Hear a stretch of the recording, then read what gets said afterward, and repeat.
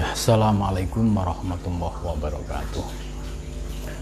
Ila khadrati Nabil Mustafa Rasulillah sallallahu alaihi wasallam wa ikhwanihi minal anbiya al-mursalin wal awliya wa syuhada wa syalikin wal malaikatil muqarrabin, khususun Syekh Fadluh Al-Burhan Puri, wa khususun Syekh Samtin Sumatrani, wa khususun Samtin Singkili, wa khususun Syekh Abdul Sumit Al-Balman, wa khususun Lahumul Fatihah. A'udzu billahi minasyaitonir rajim. Bismillahirrahmanirrahim. Alhamdulillahirabbil alamin arrahmanir rahim maliki yaumiddin. Iyyaka na'budu wa iyyaka nasta'in ihdinas siratal mustaqim siratal ladzina an'amta 'alaihim ghairil maghdubi 'alaihim waladdallin. Amin. Bismillahirrahmanirrahim. Subhanaka la ilma lana illa ma 'allamtana innaka antal alimul hakim. La haula wala quwata illa billahil aliyyil azim. Rabbi shrah li sadri wa yassir li amri wa hlul 'uqdatam min lisani yafqahu qawli. Amin ya rabbal alamin. Malam ini kita melanjutkan kajian kitab Mulakhasut Tuhfah ya, kitab ini dinisbatkan kepada Syekh Abdul Somad Al-Palembani sebagai ringkasan dari kitab At-Tuhfah Al-Mursalah yang menjelaskan tentang martabat 7. Sebagaimana sudah dijelaskan sebelumnya bahwa ajaran martabat 7 itu bisa diterima oleh semua kalangan torekoh ya. Mulai dari Syekh Samtin As-Sumatrani, torekohnya Qadiriyah, kemudian pada era Syekh Abdul Rauf As-Singkili, torekohnya Sattariyah. Nah, dari Syekh Abdul Rauf As-Singkili ini berkembang di Nusantara, martabat 7 berdampingan dengan ajaran tarekat Sattariyah, baik yang di Padang Syekh Burhanuddin Ulakang, di Jawa Syekh Muhyi Pamijahan, kemudian ada Syekh Abdul Malik di Trengganu, ada juga Syekh Dawud Al-Fattani di Patani Thailand, bahkan Syekh Yusuf Al-Makassari juga menjelaskan soal ajaran martabat 7. Kemudian ditambah lagi ulama-ulama yang torekohnya lain ya, seperti Syekh Abdul Somad Al-Palembani. Beliau dikenal sebagai pembawa torekoh Samaniyah ya, dan Kholwatiyah ke Nusantara, dan juga Syekh Nafis Al-Banjari yang membawa torekoh ya, Naqsabandiyah, dan juga beliau mengutip martabat 7. Jadi martabat 7 ini menjadi ajaran yang sangat ya, masyhur di Nusantara. Bahkan di kalangan istana banyak yang menjadikan ajaran martabat 7 sebagai rujukan, seperti Kesultanan Buton, kemudian termasuk Kesultanan atau ya, Keraton Surakarta, Yogyakarta. Nah, itu di sana banyak kita temukan salinan-salinan manuskrip martabat 7. Dari penjelasan minggu yang lalu ya, kita sudah masuk ke pembahasan akhir dari kitab Mulakhas yang dinisbatkan kitab ini ditulis oleh Syekh Abdul Somad Al-Palembani, membahas tentang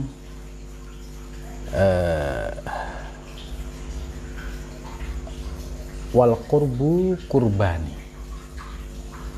Jadi wal qurbu kurbani, qurbun nawafil wa qurbul faraid. Dalam kitab ini ya, itu dari sisi uraiannya Syekh Abdul Somad ya, mengambil penjelasan secara singkat ya, yang diambil dari kitab Tufah.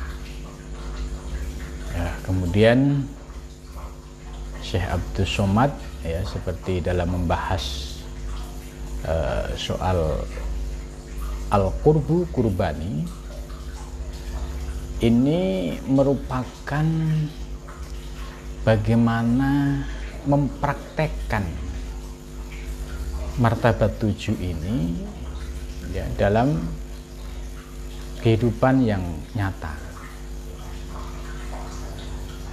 Setelah membahas teori tentang martabat 7 dan hakikat wujud ya, kemudian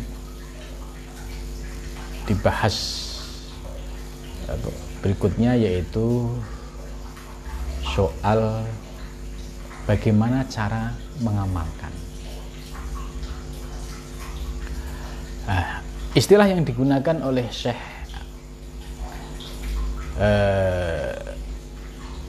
Fadlullah Al-Burhanpuri ya, karena kitab ini juga merujuk ke sana, itu menggunakan istilah al-qurbu. Itu bagaimana prakteknya mengamalkan martabat 7 ini. Maka al-qurbu ada dua.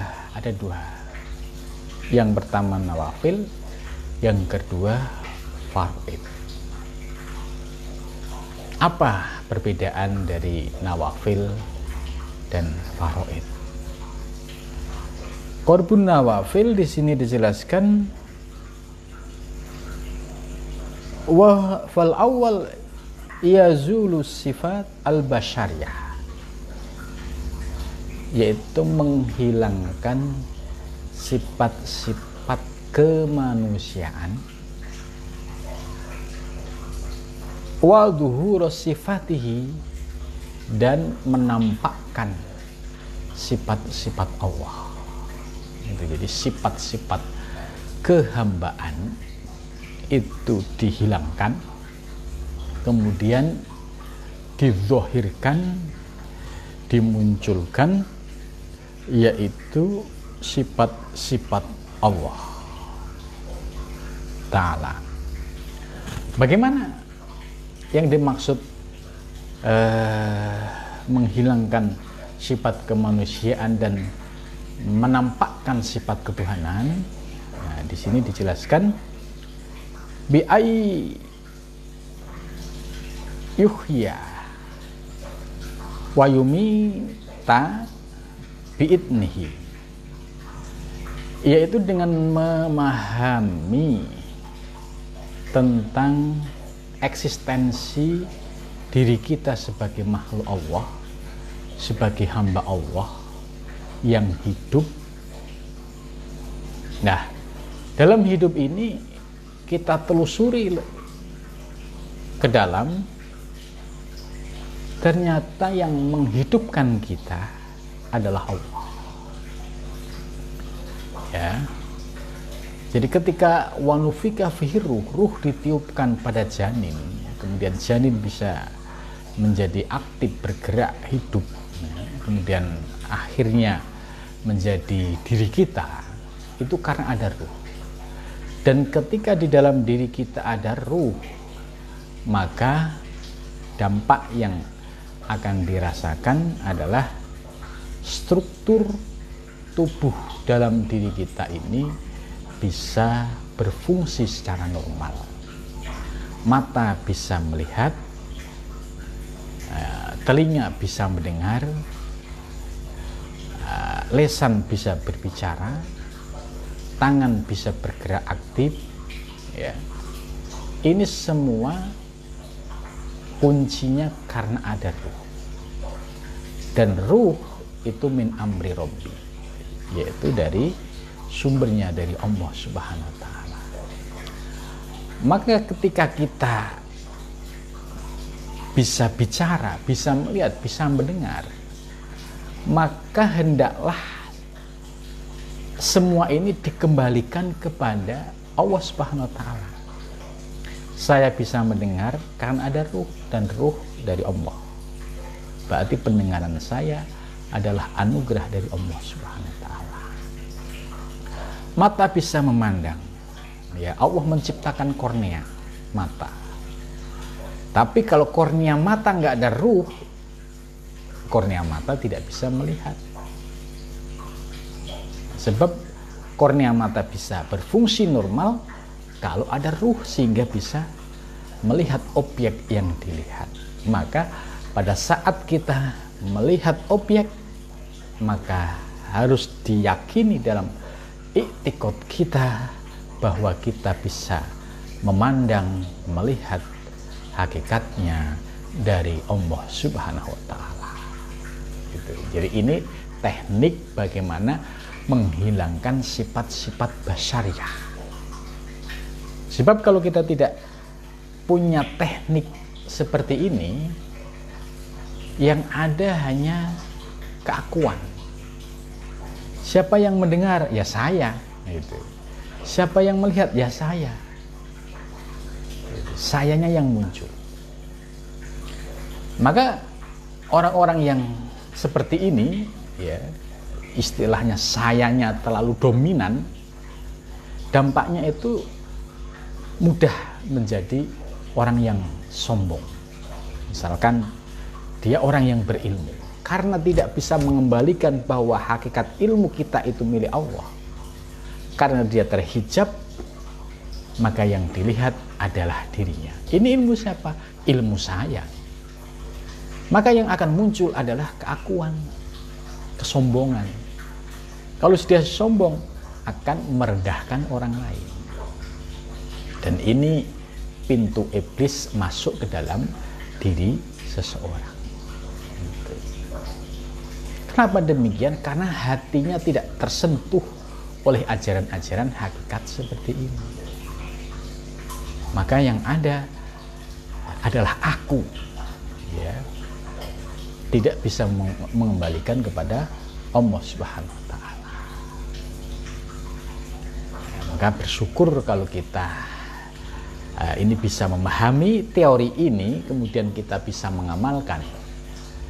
Itu satu anugerah yang istimewa, karena ini bagian dari rezeki rohani, sehingga kita bisa memahami aspek hakikat di dalam diri kita. Lebih jauh lagi, ya, kalau di sini hanya mengambil sampel dua, hidup dan mati. Kalau kita kaitkan dengan 7 sifat ma'ani, ya. 7 sifat ma'ani ini adalah sifat Allah. Sifat ma'ani itu sifat yang melekat pada Allah. Sedangkan maknawiyah itu perwujudan dari ma'ani. Nah, 7 sifat ma'ani ini, ya, karena kita ini hidup dan hidup kita sebab ada ruh, dan ruh itu min amri Rabbi. Maka 7 sifat ma'ani yang ada di dalam diri kita ini sesungguhnya adalah milik yang empunya, milik Allah Subhanahu wa Ta'ala. Contoh kudroh, ya, yang punya kudroh ya hakikatnya Allah. Nah, kita sebagai hamba, karena kita ini makhluk ciptaan Allah, di dalam diri kita itu ada ruh, kita bisa punya kudroh, kuasa, bisa punya irodah, bisa punya sama, bisa punya basor, punya kalam, ya, kemudian hayun, hidup, kemudian kalam, berbicara. Ini kalau kita urut semua, ya, ini hakikatnya semua adalah milik Allah. Gitu. Maka kalau kita memahami 7 sifat ma'ani yang milik Allah, ya, itu nyata sekali dalam diri seorang hamba. Maka bagi seorang hamba yang memahami ilmu hakikat, itu akan mudah mengembalikan kepada pemiliknya. La qudrata illallah. Karena hakikatnya yang kuasa hanya Allah. La iradata illallah. Tidak ada kuasa kecuali kuasa Allah. La syam'a illallah. La basyara illallah. la kalama illallah, la hayya illallah. Itu. Maka akhirnya sesuai dengan qorbun nawafil, akhirnya hilanglah sifat-sifat basyariah tadi yang suka mengaku-ngaku, ya. Itu akhirnya menjadi runtuh, wa yazulu sifatal basyariah. Kemudian yang dimunculkan waduhur sifatihi, dimunculkan sifat-sifat Allah Subhanahu wa ta'ala. Akhirnya kita menyadari tidak ada kudrah kecuali kudrah Allah, tidak ada iradah kecuali iradah Allah, tidak ada hidup kecuali hidup Allah, tidak ada sama kecuali sama Allah, tidak ada basyar melihat. Akhirnya kita merasakan la haula wala quwata illa billah. Gitu. Ini kan teori ini sangat penting sekali. Ya, bagaimana meruntuhkan keakuan-keegoan di dalam diri kita yang suka ngaku-ngaku tadi, merasa hebat, merasa pintar, merasa kaya, merasa ahli ibadah, merasa akhirnya muncul keakuan, kesombongan. Maka orang yang ahli ibadah atau ulama manapun yang tidak tersentuh dengan ilmu hakikat semacam ini, itu untuk bersifat kibir itu lebih tinggi. Potensi untuk sombong itu tinggi. Sehingga mudah menjelekkan orang lain, mencaci orang lain. Gitu. Ini karena hatinya tidak tersentuh oleh ilmu-ilmu hakikat. Dan tidak tersentuh juga kajian-kajian ilmu tasawuf. Nah,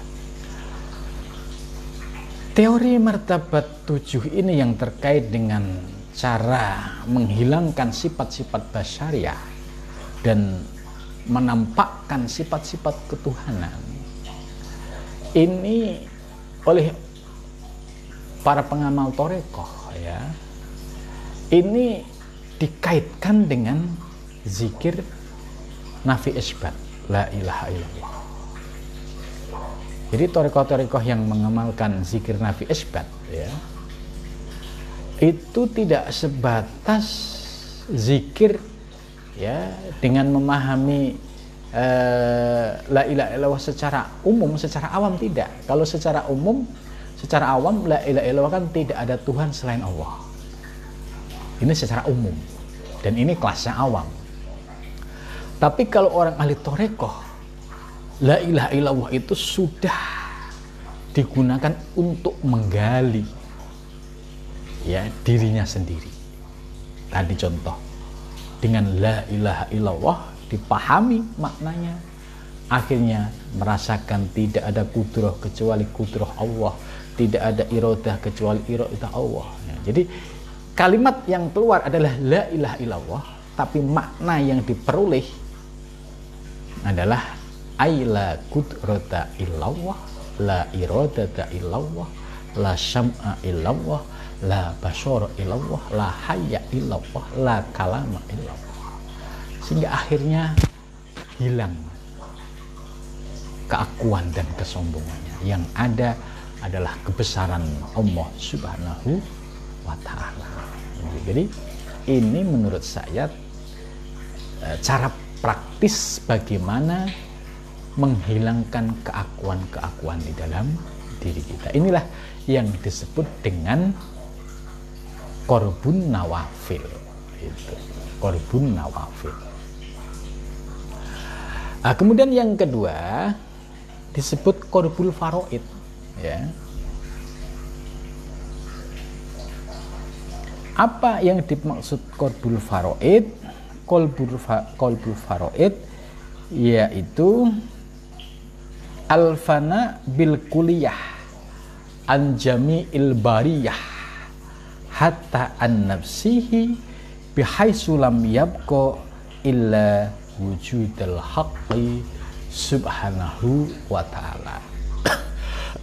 Gitu. Jadi menariknya martabat 7 ini ya oleh para ulama-ulama seperti Syekh Fatullah Al-Buranpuri dan juga Syekh Abdul Somad Al-Palembani itu memberikan bagaimana cara mengamalkan secara praktis gitu. Maka kalau kita paham teori ini kemudian kita amalkan dalam kehidupan sehari-hari, maka ilmu ini akan berbuah menjadi amal. Maka buah dari amal ini akan mendapatkan pencerahan-pencerahan rohani yang disebut dengan ma'arif robbaniyah, asrarul uluhiyah. Ya.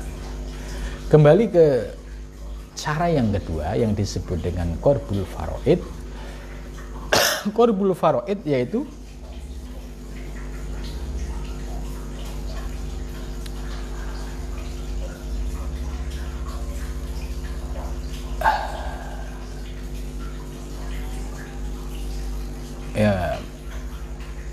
al-fana bil kuliah. Fana bil kuliah. Jadi merasa sirna. Sirnya secara totalitas. Sebab setelah memahami tadi teori yang awal tadi, ya, tidak ada kudroh kecuali Allah, tidak ada irodah kecuali Allah, tidak ada sama gitu. Akhirnya muncul kesadaran tidak ada sifat kecuali sifat Allah, tidak ada asma kecuali asma Allah, sampai akhirnya ya, muncul kesadaran fana bisifatillah. Ya, maka ketika qorbul faraid ini ya, al-fana bil kuliyah an jam'il bariyah, yaitu sirnanya kesadaran tentang tidak ada wujud di alam semesta. Jadi bariyah itu alam semesta ya. Hatta an nafsihi, sampai dirinya itu sirna gitu. Jadi hilang kesadaran, itu yang disebut fana bil kuliah, yaitu hilang kesadaran kemakhlukan karena sudah memahami yang hakikat tadi, buah dari zikir istiqomah nafi isbat ya, kemudian mendapatkan pencerahan secara rohani, akhirnya bisa menyadari betul, oh iya ternyata ya hakikatnya tidak ada wujud kecuali Allah. Maka fana ini sampai an-nafsihi, dia melihat dirinya, dia langsung ingat kepada Allah. Jadi ketika melihat dirinya yang diingat Allah, karena saya menjadi ada karena ada yang mengadakan, yaitu Allah. Kemudian melihat objek di kehidupan nyata. Kehidupan nyata banyak sekali beragam manusia dengan karakternya dan juga makhluk-makhluk yang lain. Nah, dia selalu bisa melihat Allah Subhanahu wa Ta'ala di balik dari semua makhluk. Sebab makhluk ini menjadi ada karena Allah yang mengadakan. Makhluk ini menjadi ada karena diciptakan oleh Allah Subhanahu wa Ta'ala. Ini akhirnya muncul kesadaran secara totalitas bahwa tidak ada wujud kecuali wujudul haq. Gitu. Jadi wujudul haq itu artinya wujud alam semesta ini ya, secara i'tiqad dia bisa mengembalikan kepada Allah Subhanahu wa Ta'ala. Tapi secara verbal, secara hubungan sosial kemasyarakatan ya harus dalam aturan syariat gitu. Bahwa kesadaran fana tadi itu sifatnya individual, akidah ya, tidak boleh untuk diucapkan, tapi itu cukup untuk diyakini. Sedangkan ketika bermuamalah, berkomunikasi dengan banyak orang ya menggunakan bahasa-bahasa secara umum atau bahasa syariatnya. Tidak boleh yang sifatnya batin kemudian didzuhirkan, nanti akan menimbulkan fitnah dan masalah. Nah, ini etika yang diajarkan oleh para ulama-ulama hakikat. Setelah paham hakikat, kemudian ditutup kembali dengan baju syariat sehingga rapi nampak lahiriahnya, terlihat rapi, akan tetapi batiniahnya yang sudah dipenuhi dengan ilmu-ilmu hakikat ini tetap menjadi rahasia pribadi dengan Allah Subhanahu wa Ta'ala. Ini adalah praktek yang benar.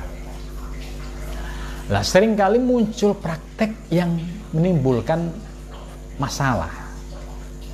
Ya, sering sudah saya jelaskan berkali-kali pada zaman setelah wafatnya Syekh Samsuddin As-Sumatrani, wafatnya Syekh Hamyah Fansuri, ya, itu terjadi para pengikut martabat 7 memahami ya soal prinsip wujud itu tidak sesuai dengan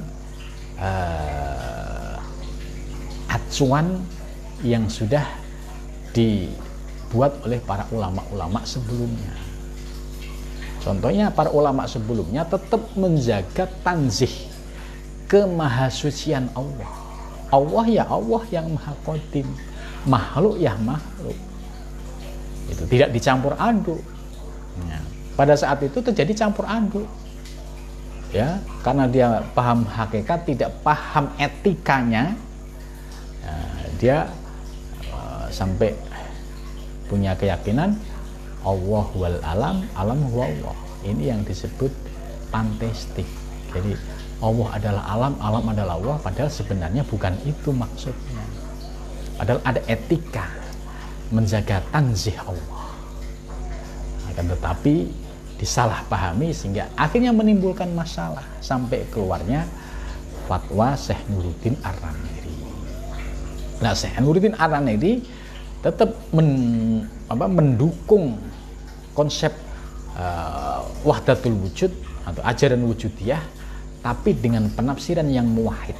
Muwahhid itu penafsiran sebagai pandangan batin dalam melihat objek, tidak untuk diucapkan. Ya, ketika diucapkan ia menggunakan bahasa muamalah, bahasa syariah. Itu jangan sampai dicampur aduk antara yang hakikat dizahirkan kemudian akhirnya menimbulkan masalah. Nah, ini yang praktek yang tidak sesuai dengan ajaran para ulama-ulama hakikat sebelumnya. Ya, begitu juga di zaman sekarang ini, kalau ada orang memahami hakikat, terutama martabat 7, kemudian dia memiliki pemahaman yang tidak pas, ya perlu diluruskan. Contoh, ketika dia belajar hakikat kemudian merasakan pencerahan rohani, tapi tidak memahami etika dan adab, sehingga kemana-mana ya ungkapan-ungkapan yang sifatnya batiniah terucap. Nah, ini akhirnya menimbulkan masalah. Kalau menimbulkan masalah, akhirnya muncullah fitnah dan macam dan lain sebagainya. Nah, ini yang oleh para ulama hakikat, mulai dari Ibnu Arabi, kemudian Imam Ghazali, sampai Abdul Karim Al-Jili, sampai Syekh Fadlullah Al-Burhanpuri, Syekh Samsuddin As-Sumatrani, Syekh Abdul Rauf Singkiri, sampai Syekh Muhi Pamijahan, semua dalam prakteknya adalah menjaga tanzih Allah dan menolak pemahaman ittihad dan hulul. Ya, gitu.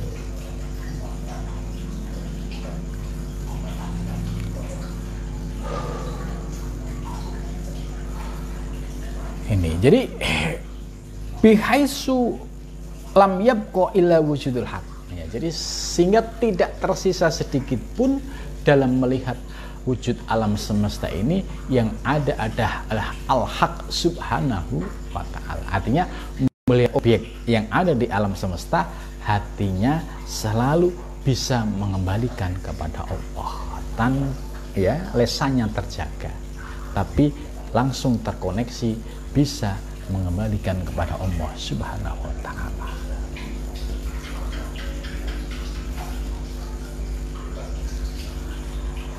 Wahwa al-fana fillah, inilah yang disebut kondisi fana billah. Nah, kondisi fana ini memang bertingkat-tingkat, ya. Ada kalanya fana bil ilmi, fananya baru sebatas ilmu. Ya, biasanya fana bil ilmi ini suka muncul letupan-letupan tadi, kalimat-kalimat satu hati. Nah, ini harus dikunci dengan syariat. Sebab kalau tidak dikunci dengan syariat, ini akan menimbulkan masalah. Ya. Kemudian kedua, ya fana bil ilmi, fana bil ain. Dia sudah mulai merasakan tentang hakikat la maujuda illallah. Kemudian yang ketiga, sampai fana bil haq. Ini sebagaimana yang dialami oleh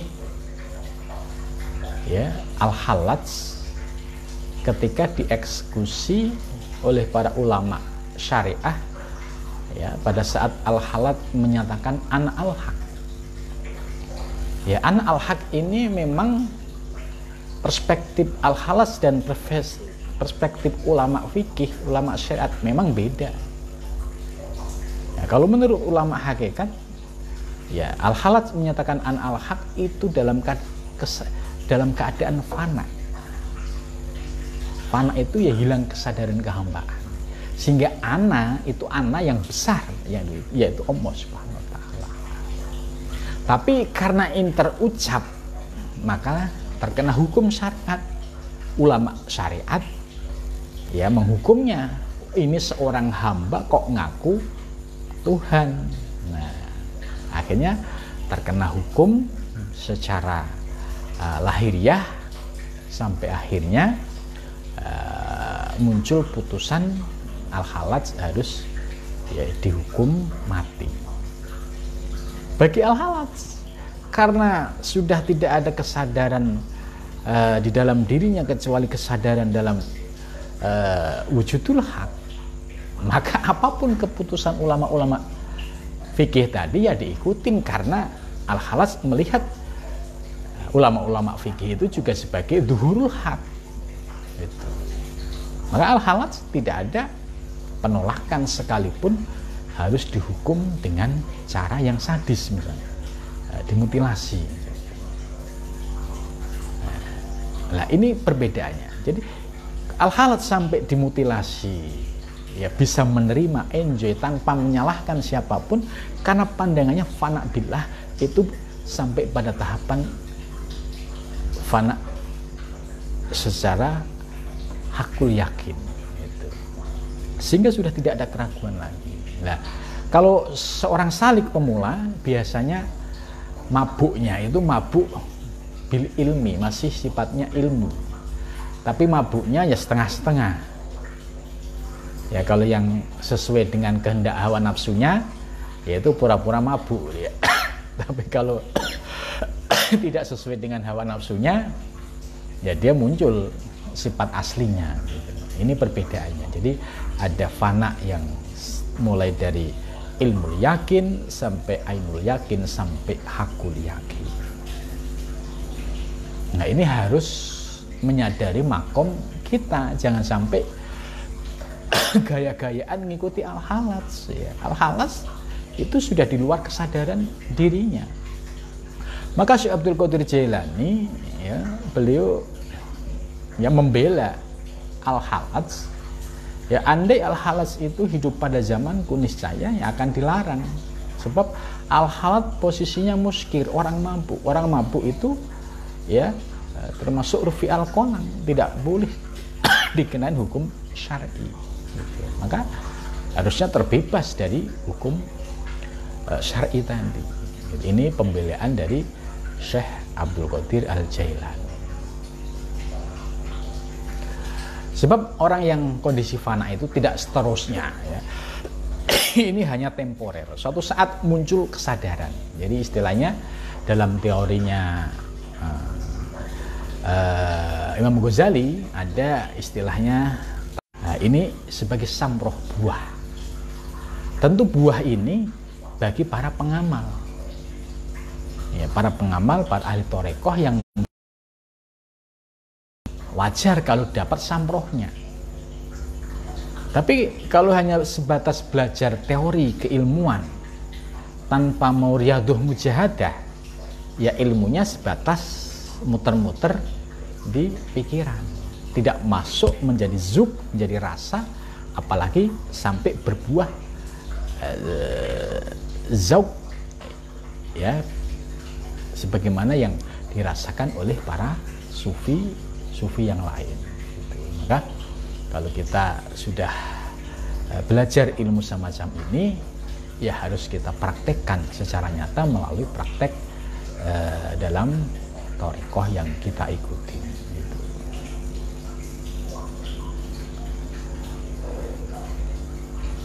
Kemudian summal qailun, ya, kemudian orang-orang menyebut bahwa kondisi seseorang yang sebagaimana tadi, yaitu hilangnya kesadaran kehambaan, yang ada hanya kesadaran melihat wujud al-haq subhanahu wa ta'ala, maka inilah yang disebut dengan istilah wahdatul wujud. Akan tetapi istilah wahdatul wujud ya harus dipahami secara utuh, tetap berpegang pada akidah Asy'ariyah, yaitu menjaga sifat tanzih Allah. Itu sebab Ibnu Arabi sendiri yang dikenal sebagai tokoh yang mengajarkan wahdatul wujud, Ibnu Arabi sendiri tidak menggunakan istilah wahdatul wujud. Itu kan unik.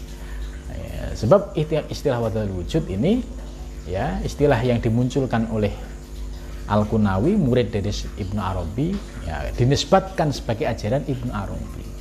Tapi Ibnu Arabi tidak memakai, sebab istilah wahdatul wujud secara teknis ini ada problem, karena menyatukan dua wujud, hamba dan Tuhan. Penyatuan ini, dua entitas ini sesuatu yang tidak mungkin terjadi.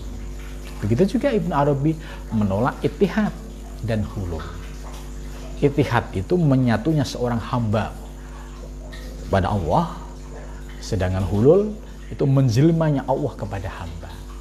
Dan konsep ini ditolak oleh Ibnu Arabi sendiri, dan juga Syekh Abdul Karim Al-Jili menolak, termasuk Syekh Fadlullah Al-Burhanpuri juga menolak, kemudian Syekh Abdul Rauf Asingkiri juga menolak, ya, dan ulama-ulama yang lain juga menolak. Sebab kalau ini di pemahamannya bersifat ittihad dan hulul, ya ini secara teori ini ada pemahaman yang tidak tepat, itu sehingga istilah ittihad dan hulul itu tidak dipakai oleh para ulama-ulama muhaqqiqin.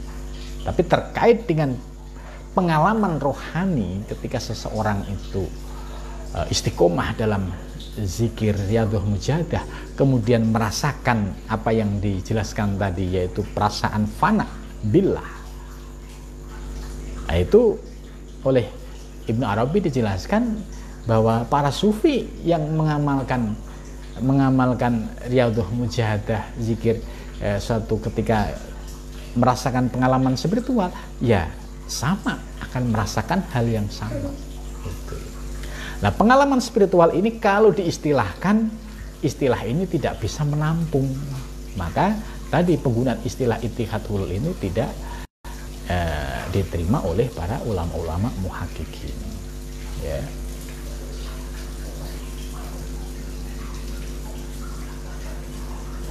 Kemudian selanjutnya ini soal orang-orang yang memahami tentang wahdatul wujud, ya. Jadi sekali lagi, wahdatul wujud yang dimaksud di sini adalah wahdatul wujud yang tetap menjaga sifat tanzih Allah, ya, dan diamalkan dengan syuhud itu. Terkait dengan orang-orang yang merasakan pengalaman ini ada beberapa tipe, ya.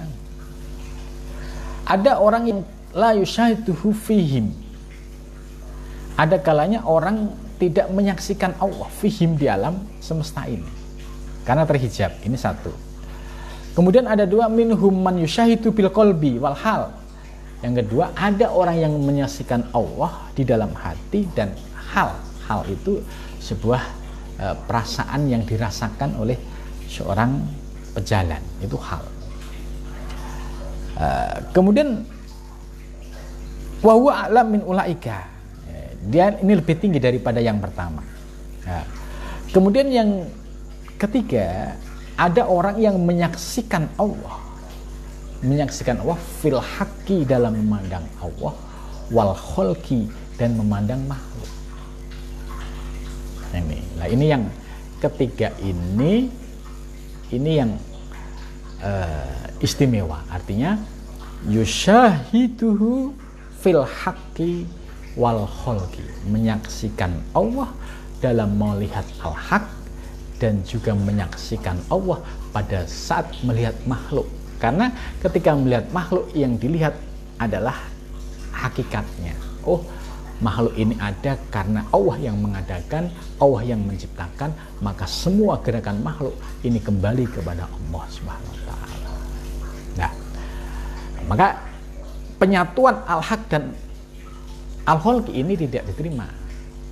Tapi kalau yushahiduhu fil haq wal khalqi bisa diterima.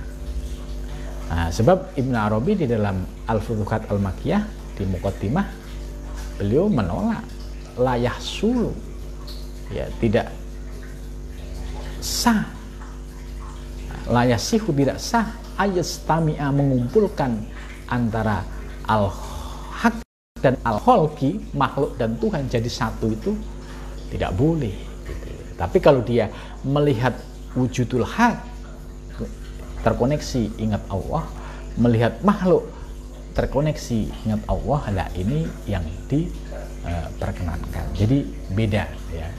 Kalau yang ditolak oleh Ibnu Arabi adalah ayastami'a al-khalqa wal haq, ini yang ditolak. Tapi kalau yushahiduhu fil haqqi wal khalqi, ini boleh, karena dia memandang apa yang dipandang, hatinya selalu terkoneksi memandang Allah Subhanahu wa taala. Bihaitsu la yamna'u haduma akhor. Sehingga keduanya itu bisa proporsional dan sinergis. Tidak seperti orang yang sedang mabuk, tapi dia bisa menempatkan secara proporsional. Tidak kondisi mencampur aduk. Kalau mencampur aduk, ini yang rusak. Nah, wahumul a'laun, inilah kedudukan yang paling tinggi, yaitu para arifin billah, ya, yang mereka sudah posisi sebagai orang-orang yang muntahi, orang-orang yang sudah mencapai puncak perjalanan menuju Allah Subhanahu wa taala. Wahumul anbiya, mereka adalah para nabi. Jadi para nabi semua merasakan pengalaman spiritual seperti ini. Wal aqtab, dan para wali kutub juga merasakan seperti ini. Bi mutaba'atihim, ya, dengan para pengikutnya, ya. Kemudian selanjutnya, ya, bahwa waminal muhal, dan termasuk sesuatu yang impossible, yang tidak mungkin terjadi, adalah orang memperoleh martabat tadi, bisa menyaksikan Allah, ya, di dalam melihat wujud al-haq dan dalam melihat itu tidak bisa diperoleh bagi orang yang telah menyalahi syariat dan torekoh. Jadi ini penegasan. Dengan kata lain, kalau Anda ingin bisa merasakan praktek wahdatul wujud tadi dengan ada 3 tingkatan tadi, dan yang terakhir adalah yang istimewa, itu harus melalui jalan syariat, torekoh, dan makrifah yang benar.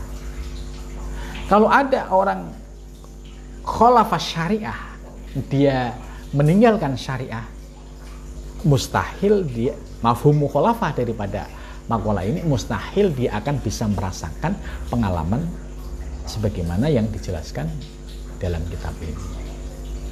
Jadi orang yang bisa merasakan anugerah ruhani seperti tadi itu adalah orang yang disiplin dalam syariatnya, waya sholat ya sholat, waya jamaah ya jamaah, waya zikir ya zikir, waktunya kerja ya kerja, dia waktunya bermasyarakat ya, wat torekoh ya, dia disiplin dalam pengamalan torekoh, zikirnya diamalkan secara istiqomah.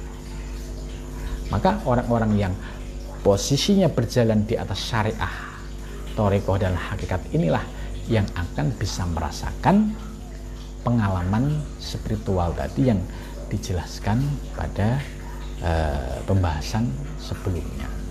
Yaitu yang istimewa adalah wa minhum man syahadahu fil haqqi wal haqqi fihi bihaitsu la yamna'u ahadumal akhar. Nah, inilah yang disebut dengan pandangan syuhud.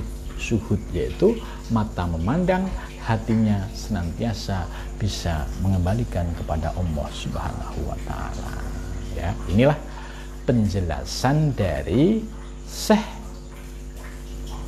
Abdus Somad Al-Palembani terkait ringkasan kitab Tuhfah Al-Mursalah itu. Maka sekali lagi bagi orang yang ahli torekoh tentu ya memahami martabat 7 ini akan tahu peta perjalanan menuju Allah, itu tahu. Oh, tahapannya jelas. Ya, musuhnya kita sudah tahu. Hambatannya kita sudah tahu. Prakteknya sudah tahu. Tinggal istiqomah. Ya, istiqomah ya dari rutinitas sehari-hari ya, kita jangan sampai meninggalkan wadifah zikir. Ya, jangan sampai kita meninggalkan riyadhah mujadah, karena semua itu tujuannya adalah untuk bisa sampai usul ilallah subhanahu wa ta'ala. Ya. Mudah-mudahan dengan memahami martabat 7 yang disampaikan oleh Syekh Abdus Somad Al-Palembani, kita semakin terbuka wawasan ya, khazanah intelektual para ulama ya, tasawuf di Nusantara ini. Oh, sehingga kita ngerti, oh ajaran Syekh Abdus Somad begini, ajaran Syekh Abdul Rauf begini, ajaran Syekh Samsuddin Sumatrani begini, ajaran Syekh Muhyi begini. Akhirnya kita ngerti peta keilmuan. Nah, selanjutnya kita tinggal berjalan mengamalkan atau menginternalisasi ke dalam diri, kemudian setapak demi setapak kita amalkan. Insya Allah kita akan diberikan kekuatan oleh Allah ya, hingga diberikan anugerah untuk usul ilallah. Amin ya rabbal alamin. Ya, sampai sini dulu. Mudah-mudahan kita bisa istiqomah. Wassalamualaikum warahmatullahi wabarakatuh.